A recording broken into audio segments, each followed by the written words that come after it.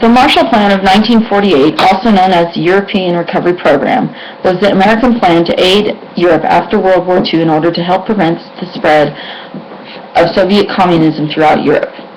The plan was in active operation for 4 years. The United States goals were to rebuild the war-devastated regions, which was most all of Europe at that time, and to remove trade barriers. The United States also was to aid in modernizing European industry and make Europe truly prosperous again. So basically, this plan was a huge economic recovery plan for Europe post-war. At the time in the U.S., Republicans ruled Congress and the Democrats controlled the White House. Secretary of State George Marshall spoke of the immediate and urgent need to help the European recovery in his Harvard University address in June of 1947. The Reconstruction Plan was developed that same month at a meeting of the European states. On the same month. This same aid was offered to the Soviet Union and their allies, but they did not accept it. This was expected as for them to do so would ultimately allow a degree of U.S. control over the communist economies. Over the 4 years that the plan was in operation, U.S. gave $13 billion in economic and technical assistance to aid in Europe's recovery to all countries that had joined the Organization for European Economic Cooperation. They also gave an amount in the context of U.S. gross domestic product of $258 billion on top of the $13 billion.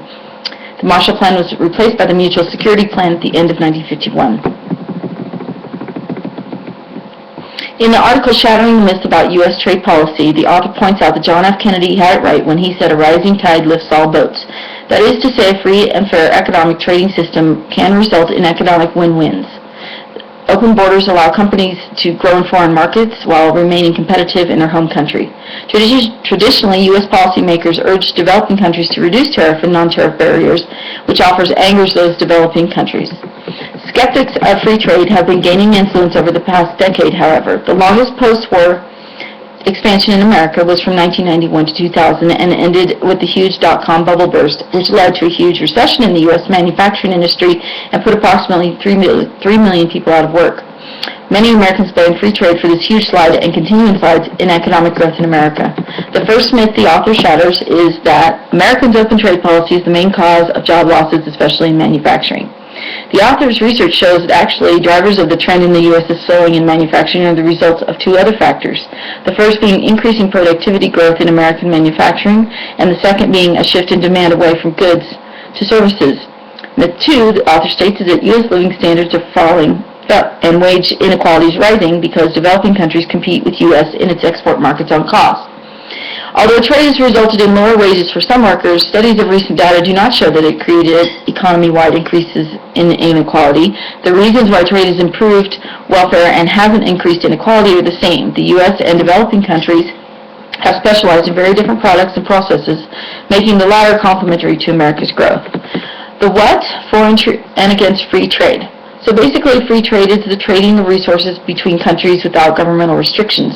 When the exports and imports benefits both countries doing the trading, then it's a win-win for sure.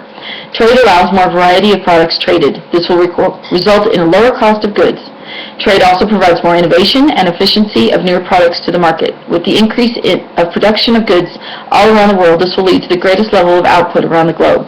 This also will increase living standards of all countries because of the lower prices of goods and the variety of all goods available. Free trade has costs, as any system does. Free trade contributes to economic inequality among countries where the economic gap is already large. Outsourcing of jobs to other countries and increased power for the bigger corporations put many smaller companies out of business in their home countries. So what is a very large concern that free trade among society outsourcing jobs to other countries will result in hundreds or thousands of people losing their jobs locally, which could potentially devastate our society economically. As the deficit increases in size, the value of the U.S. dollar will weaken and cause an increase in interest rates from which U.S. borrowers will suffer. As the deficit grows even more over time, the economy will continue to weaken because the consumers are purchasing goods from other countries at the expense of our country and our jobs.